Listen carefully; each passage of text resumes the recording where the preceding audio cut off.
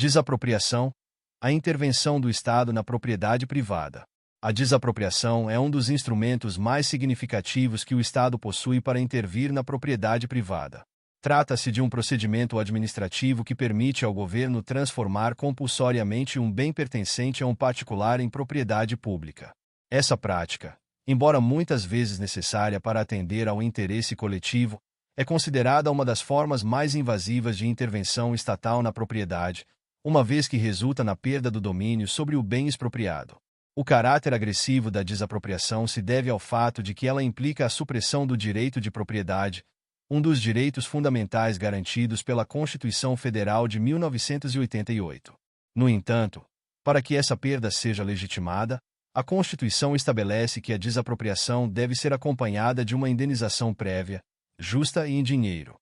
Essa exigência visa garantir que o proprietário não seja despojado de seu bem sem uma compensação adequada, refletindo um princípio de justiça social e proteção ao indivíduo frente ao poder do Estado.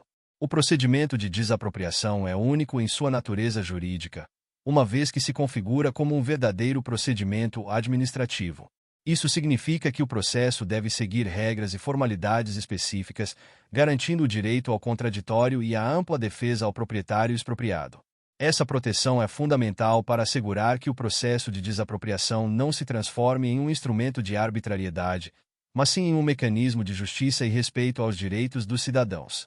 A desapropriação pode ser classificada em duas categorias principais: a desapropriação direta e a desapropriação indireta. A desapropriação direta ocorre quando o procedimento é realizado de maneira lícita e transparente, em conformidade com o devido processo legal. Esse tipo de desapropriação deve atender às regras estabelecidas pela legislação específica, como a Lei Geral de Desapropriação.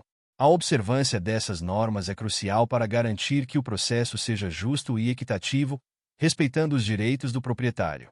Por outro lado, a desapropriação indireta, também conhecida como apossamento administrativo, ocorre quando o Estado invade uma área privada sem seguir o devido processo legal. Nesse caso, a expropriação acontece sem o respeito às formalidades necessárias, resultando em um ato que é considerado um esbulho possessório. Essa prática é extremamente problemática, pois não oferece ao proprietário a oportunidade de contestar a ação do Estado ou de receber uma indenização justa por sua perda.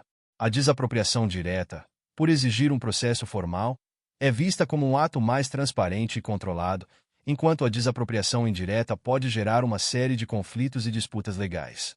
Por exemplo, se um governo municipal decide ocupar uma área para a construção de uma escola, ele deve seguir todos os passos da desapropriação direta, garantindo que o proprietário receba uma indenização justa.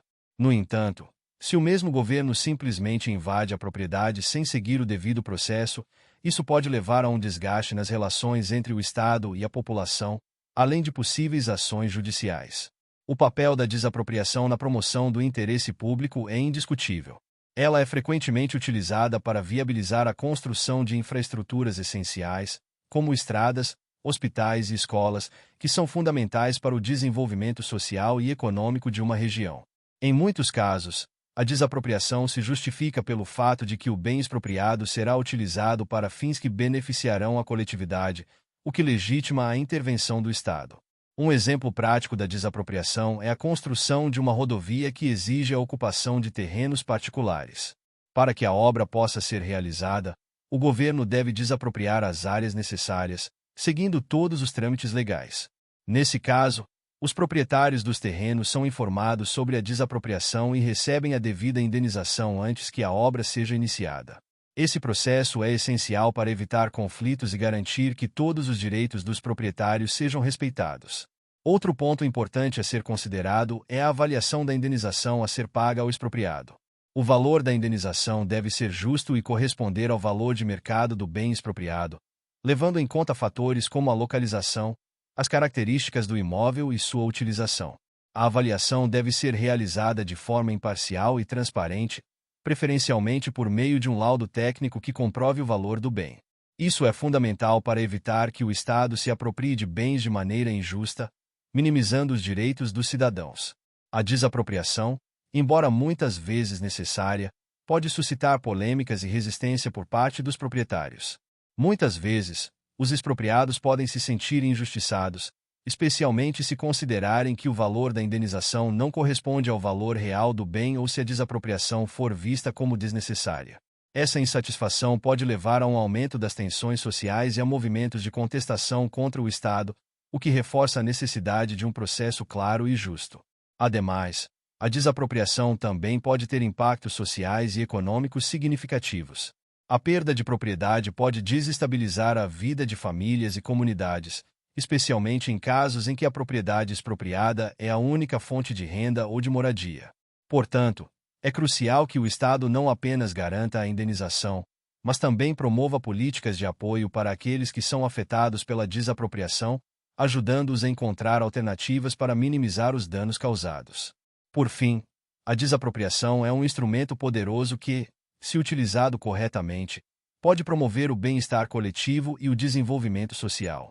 No entanto, sua implementação deve sempre ser acompanhada de um forte compromisso com a justiça e a transparência. O respeito aos direitos dos proprietários e a garantia de um processo justo são fundamentais para que a desapropriação cumpra seu papel de forma ética e responsável. Somente assim o Estado poderá exercer sua função social sem comprometer os direitos individuais de seus cidadãos. Muito obrigado! E não se esqueça de curtir o vídeo, de se inscrever em nosso canal e de compartilhar o vídeo com amigos e familiares para aumentar essa rede do bem. Ative o sininho também para receber todas as notificações dos novos vídeos. Até mais!